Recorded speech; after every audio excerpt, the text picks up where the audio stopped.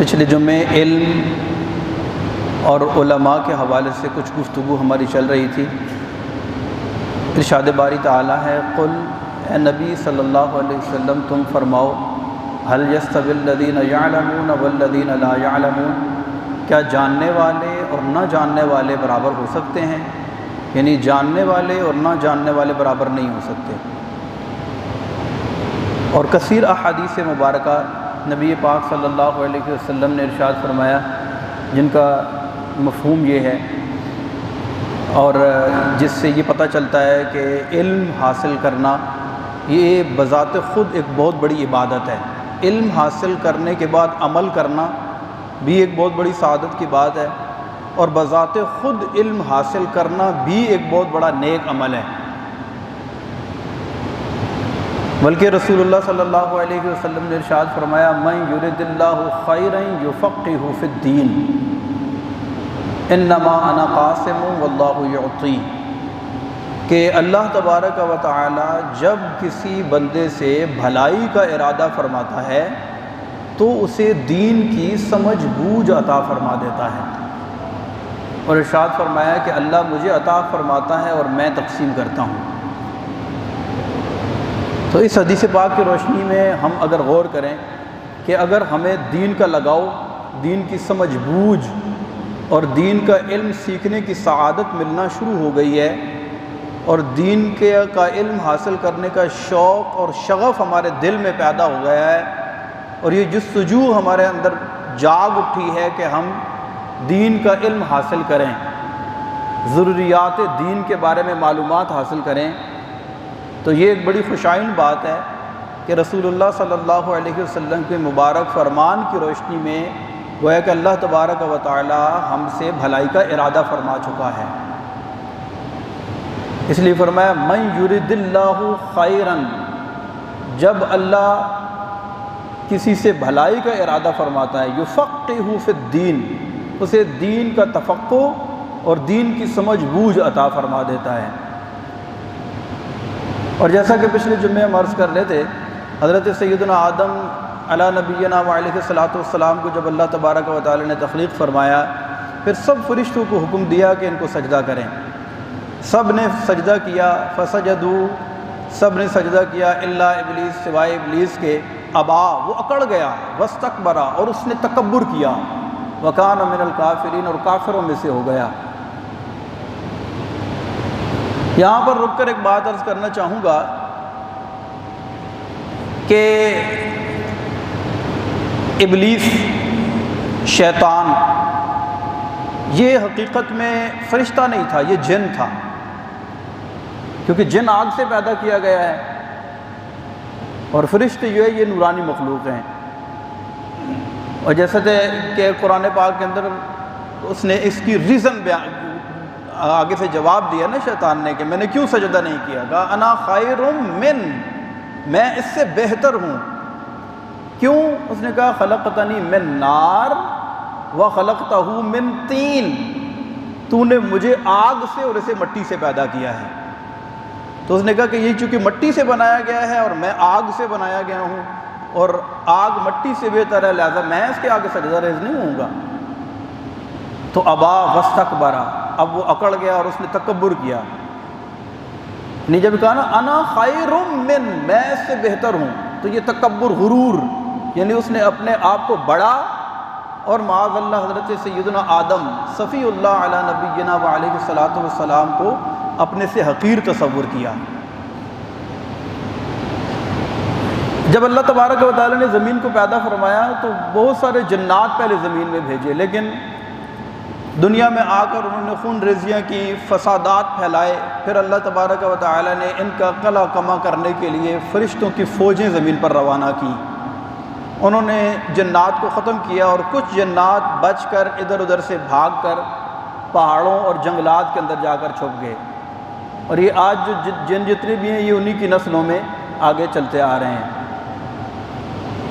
اور یہ جو ابلیس تھا، اس کے پاس علم بھی بہت تھا، یہاں تک کہ اسے معلم الملائکہ بنا دیا گیا، فرشتوں کا استاد، یہ فرشتوں کو سبق پڑھایا کرتا تھا، فرشتوں کا ٹیچر تھا۔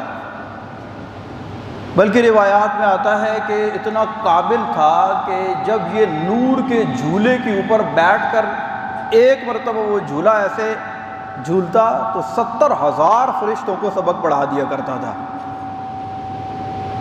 اتنا بڑا استاد تھا، اور استاد بھی کس کا تھا؟ فرشتوں کا استاد تھا۔ لیکن حضرت آدم علیہ السلام کو اللہ تبارک و تعالی نے جو علم عطا فرمایا وہ تمام ملائکہ بشمول ابلیس ان سب سے بڑھ کر علم عطا فرمایا، اور علم دے کر اللہ تبارک و تعالی نے تمام فرشتوں پر ان کو فضیلت عطا فرمائی۔ اسی لیے ارشاد فرمایا اسجدوا لآدم، آدم کو سجدہ کرو۔ اب یہاں پر ایک اور ضروری بات آپ کی خدمت میں عرض کرتا ہوں کہ یہ سجدہ جو ہے، جو فرشتوں نے آدم علیہ السلام کو سجدہ کیا، یہ سجدہ کون سا تھا؟ یہ سجدہ تعظیمی تھا۔ کون سا سجدہ تھا؟ سجدہ تعظیمی، یعنی آدم علیہ السلام کی تعظیم کے پیش نظر اللہ تبارک و تعالیٰ نے حکم دیا کہ ان کو سجدہ کرو۔ تو اس سے پتہ چلا کہ سجدہ دو طرح کا ہو سکتا ہے، ایک تو سجدہ عبادت اور دوسرا سجدہ تعظیمی۔ تو وہ سجدہ عبادت ہرگز نہیں تھا، کیونکہ سجدہ عبادت کس کے لیے ہے؟ فقط کس کے لیے؟ اللہ کے لیے۔ اللہ کے علاوہ شروع سے لے کر اب تک اور قیامت تک اور کبھی بھی، ہمیشہ سے لے کر ہمیشہ تک، صرف اور صرف سجدہ عبادت کس کے لیے ہے؟ اللہ تبارک و تعالیٰ کے لیے۔ اور جہاں تک تعلق ہے سجدہ تعظیمی کا، تو سب سے پہلے تو اللہ تبارک و تعالیٰ نے آدم علیہ السلام کے لیے سجدہ تعظیمی کا حکم ارشاد فرمایا، جو ملائکہ کو۔ اس کے بعد دیگر امم کے اندر بھی سجدہ تعظیمی جائز تھا، لیکن اس امت کے اندر سجدہ تعظیمی بھی ہرگز جائز نہیں ہے۔ تعظیمی سے مراد یہ ہے کہ مخلوق میں سے کسی کی تعظیم کرتے ہوئے اس کے آگے ماتھا ٹیکنا یا اس کے آگے سجدہ کرنا یہ ہرگز جائز نہیں ہے۔ ورنہ گزشتہ امم کے اندر جو ہے، جیسے حضرت یوسف علیہ السلام، آپ قرآن پاک کے اندر سورہ یوسف کے اندر پڑھتے ہیں کہ آپ کے بھائیوں نے آپ کو سجدہ کیا، تو وہ یہ سجدہ جو ہے وہ سجدہ عبادت نہیں تھا، وہ سجدہ تعظیمی تھا۔ تو آدم علیہ السلام کو بھی سجدہ کرنے کا جو فرشتوں کو حکم ہوا، تو وہ سجدہ کون سا تھا؟ سجدہ تعظیمی تھا۔ تو اس تعظیم سے کس نے انکار کیا؟ شیطان نے۔ باقی سب فرشتوں نے تعظیم بجا لائی، لیکن شیطان نے انکار کیا، اور وہ اکڑ گیا، اس نے تکبر کیا اور اس نے سجدہ نہیں کیا۔ تو پھر کیا ہوا؟ پھر اس کو راندہ درگاہ کر دیا گیا، اللہ کی بارگاہ میں اسے دھتکار دیا گیا۔ اور پھر اس نے کیا آگے سے بات کی؟ اس نے ایک گویا کہ چیلنج دیا اللہ تبارک و تعالیٰ کے سامنے، جب اس نے کہا نا ثم لآتینہم من بین ایدیہم ومن خلفہم وعن ایمانہم وعن شمائلہم ولا تجد اکثرہم شاکرین۔ اس نے کہا کہ اب میں تیرے بندوں کو آگے، پیچھے، دائیں اور بائیں سے بہکاؤں گا۔ تو اللہ تبارک و تعالیٰ نے ارشاد فرمایا قال اخرج منہا مذءوما مدحورا، کہ تو اگر ایسے کرے گا تو پھر نکل جائے یہاں سے۔ پھر اس کو دھتکار دیا گیا اور ارشاد فرمایا کہ لَأَمْلَأَنَّ جَهَنَّمَ مِنْكُمْ أَجْمَعِينَ، تم سے اور تمہارے جتنے بھی پیروکار ہوں گے، جتنے تمہارے متبعین ہوں گے، جتنے تمہارے پیچھے چلنے والے ہوں گے، جتنے تمہاری بات ماننے والے ہوں گے، جتنے تمہارے بہکاوے میں آنے والے ہوں گے، ان سب کو ملا کر لَأَمْلَأَنَّ جَهَنَّمَ، میں ضرور جہنم کو بھر دوں گا۔ تو اب اس نے گویا کہ چیلنج دیا، اس نے کہا کہ اب میں چھوڑوں گا نہیں، تیرے بندے کو کیا کروں گا؟ بہکاؤں گا، اور آگے پیچھے دائیں بائیں سے اس کے دل کے اندر وسوسے پیدا کروں گا، سیدھے راستے سے ہٹانے کے لیے سر توڑ کوشش کروں گا۔ لیکن یہاں پر یہ بات بھی ہے کہ اللہ تبارک و تعالیٰ نے ارشاد فرمایا کہ میرے جو مخلص بندے ہوں گے وہ تیرے بہکاوے میں ہرگز نہیں آئیں گے۔ تو سب سے پہلے جس نے اللہ کے نبی کی تعظیم سے انکار کیا وہ کون تھا؟ شیطان۔ وہ کیوں کیا؟ بسبب علم اللہ تبارک و تعالی نے جس ہستی کو فضیلت، مقام اور مرتبہ عطا فرمایا تھا، اب اس علم کی فضیلت کا انکار کرتے ہوئے، اس کی توہین کرتے ہوئے اس کی تعظیم نہ بجا لانے کا جرم سب سے پہلے جس نے کیا وہ کون تھا؟ وہ شیطان تھا۔ تو اب ہمیں بھی اس بات پر غور کرنا چاہیے کہ علم اور علماء خاص طور پر، کیونکہ سوشل میڈیا کا دور ہے، میں جس طرف آنا چاہ رہا ہوں آپ میری بات سمجھ رہے ہوں گے کہ اس وقت جو ہے ایک خاص سوچی سمجھی اسکیم کے تحت عوام کو علماء سے دور کرنے کے لیے باقاعدہ کمپینز چلائی جاتی ہیں۔ یاد رکھیں کہ صحیح علماء، صحیح العقیدہ، جن کا کنسیپٹ، جن کا عقیدہ قرآن اور سنت کے عین مطابق ہے اور وہ لوگوں کو سیدھے راستے کی طرف بلاتے ہیں، اس پر کچھ گفتگو ہم پچھلے جمعے کر چکے ہیں۔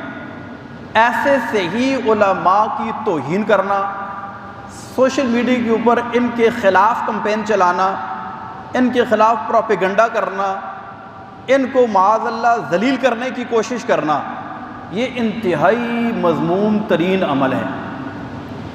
اور یہ کفار کی سازشوں میں سے ایک سازش ہے کہ جب عوام علماء سے دور ہو جائیں گے تو یہ اپنے دین کا علم ہی نہیں حاصل کر سکیں گے۔ جب انہیں دین کا علم ان کے پاس نہیں ہوگا، جب ان کے پاس نالج نہیں ہوگا، یہ جب اپنے دین کے بارے میں معلومات ہی نہیں رکھتے ہوں گے تو پھر بڑی آسانی کے ساتھ ان کا ایمان ضائع کیا جا سکتا ہے۔ تو یہ ایک بہت بڑی سازش ہے جس کی طرف میں نے نشاندہی کی ہے۔ تو اے غفلت دل احتیاط، اے وحشت دل احتیاط، بڑی احتیاط کے ساتھ آپ جب سوشل میڈیا پہ کوئی چیز شیئر کریں، جب کوئی سوشل میڈیا کے اوپر کوئی چیز وائرل کریں تو بڑا سوچ سمجھ کر کیا کریں کہ میرے اس وائرل کردہ میسج کا آگے جا کر کیا امپیکٹ اور کیا تاثر مرتب ہوگا، ورنہ ہم تو آگے شیئر کرنے کے بعد چھوڑ دیں گے اس کو، شاید کچھ عرصے کے بعد ہم مر بھی جائیں گے، لیکن وہ چیز جو ہم نے ایک وائرل کر دی ہے وہ شاید کئی سالوں تک آگے لاکھوں کروڑوں لوگوں تک پہنچ جائے گی۔ تو اس میں بڑی احتیاط کی ضرورت ہے۔ خیر، ہم گفتگو کر رہے تھے علم کی اہمیت کے حوالے سے۔ تو علم حاصل کرنا، نبی پاک صلی اللہ علیہ وسلم نے ارشاد فرمایا کہ طلب العلم فریضۃ علی کل مسلم، علم حاصل کرنا ہر مسلمان پر فرض ہے۔ اب یہ کون سا علم ہے کہ جس کا حاصل کرنا ہر مسلمان پر فرض ہے؟ تو یاد رکھیں کہ یہ سب سے پہلا تو عقائد کے بارے میں علم حاصل کرنا، عقائد کے بارے میں، یعنی اللہ تبارک و تعالیٰ کی ذات کے بارے میں ہمارا کنسیپٹ، ہمارا عقیدہ، ہمارا یقین کیا ہونا چاہیے، اللہ تبارک و تعالیٰ کی صفات کے بارے میں ہمارا ایمان کیا ہونا چاہیے، آسمان سے نازل کردہ کتب اور صحائف کے بارے میں ہمارا عقیدہ کیا ہونا چاہیے، فرشتوں کے بارے میں ہمارا عقیدہ کیا ہونا چاہیے، انبیاء اور رسل کے بارے میں ہمارا عقیدہ کیا ہونا چاہیے، جنات کے بارے میں ہمارا عقیدہ کیا ہونا چاہیے، فرشتوں کے بارے میں ہمارا عقیدہ کیا ہونا چاہیے، جنت اور دوزخ کے بارے میں ہمارا عقیدہ کیا ہونا چاہیے۔ اسی طرح یہ بنیادی وہ چیزیں کہ جن کا تعلق ہمارے ایمان اور عقیدے کے ساتھ ہے، ان عقائد کو بالدلائل سیکھنا یہ ہر مسلمان کے اوپر ضروری ہے۔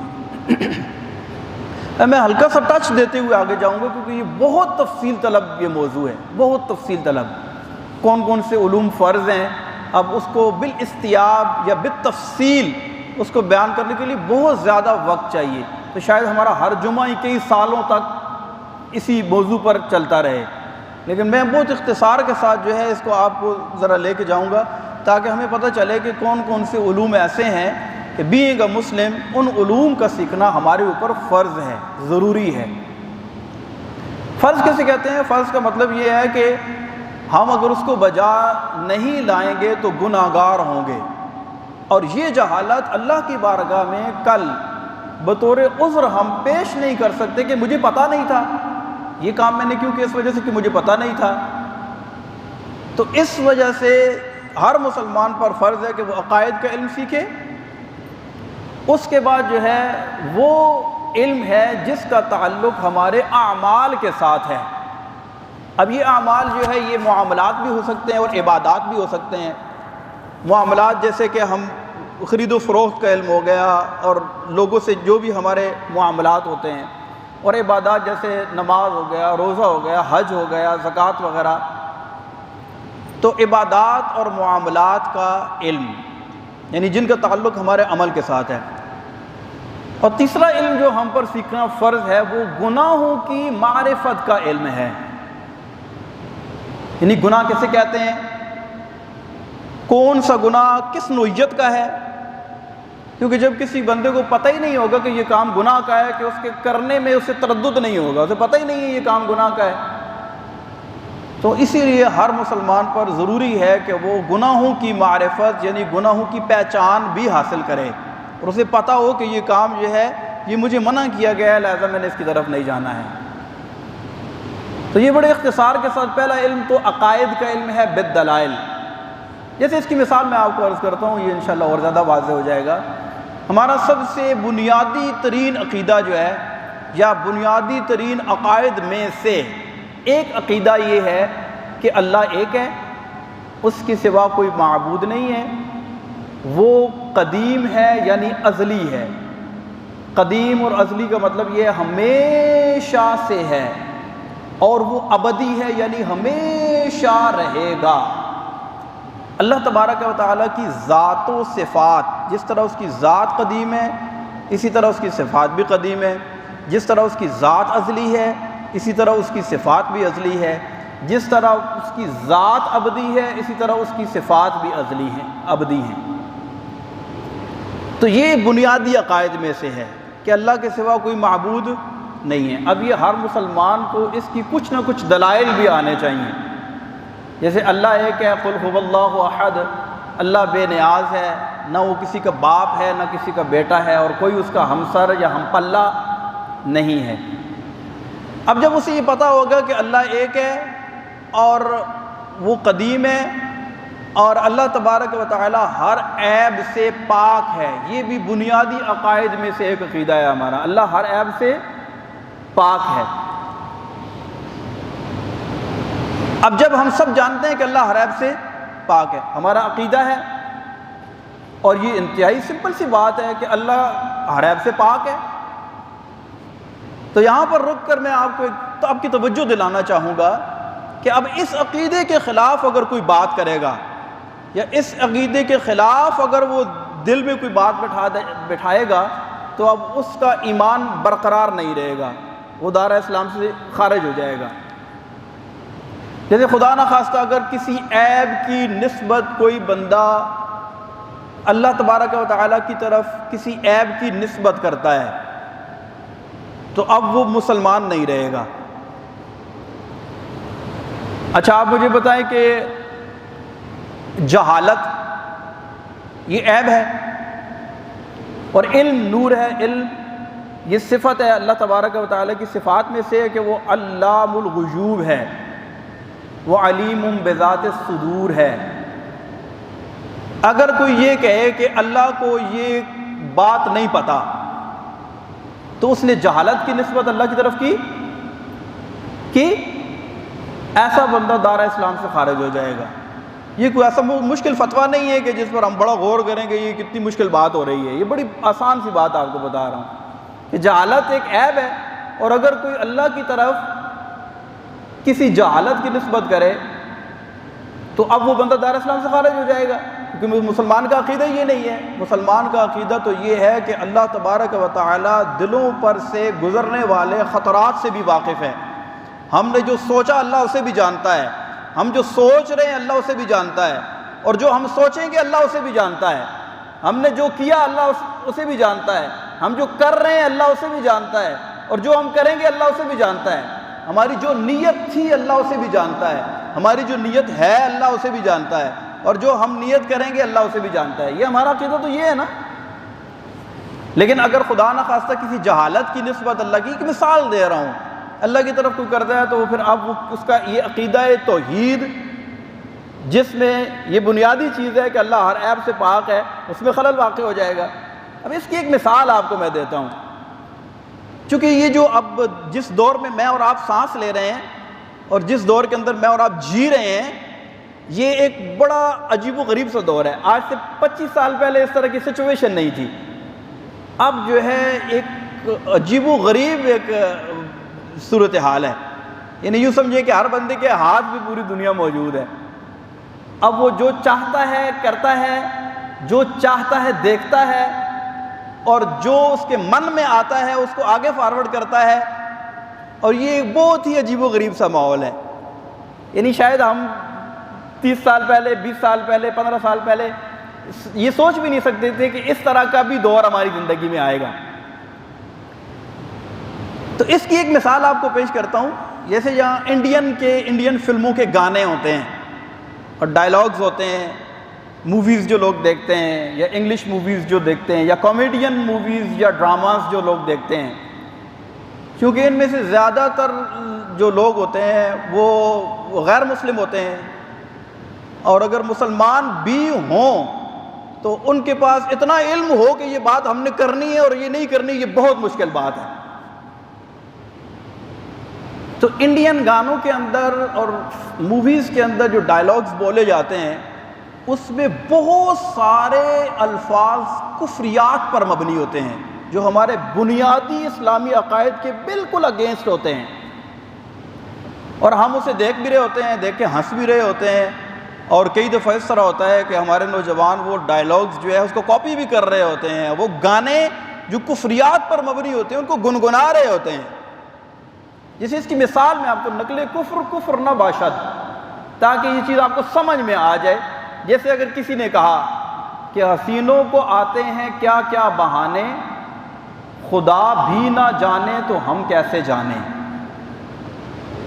اب یہ بالکل صریح کفریہ جملہ ہے، اس سے بندہ دائرہ اسلام سے خارج ہو جاتا ہے۔ خدا بھی نہ جانے تو ہم کیسے جانیں، یہ آپ کو سمجھانے کے لیے میں نے ایگزامپل آپ کو دے رہا ہوں تاکہ چیز واضح ہو جائے۔ اس سے ملتی جلتی 20 نہیں، سینکڑوں نہیں، بلکہ ہزاروں مثالیں ان موویز کے اندر اور ان ڈراماز کے اندر اور ان سانگز، ان گانوں کے اندر موجود ہیں۔ اب آپ مجھے بتائیں کہ ہمارے مسلمان یہ گانے سنتے ہیں یا نہیں سنتے، یہ موویز دیکھتے ہیں یا نہیں دیکھتے، یہ ڈراماز دیکھتے ہیں یا نہیں دیکھتے، اور دیکھنے کے بعد کیا ہم یہ اسیس کر پاتے ہیں کہ یار یہ بات اس نے جو کی ہے یہ تو میرے دین کے خلاف ہے، یہ میرے بنیادی عقیدے کے خلاف ہے، اور یہ تو میرے ایمان کو برباد کر دے گی؟ کیا ہم یہ سوچتے ہیں؟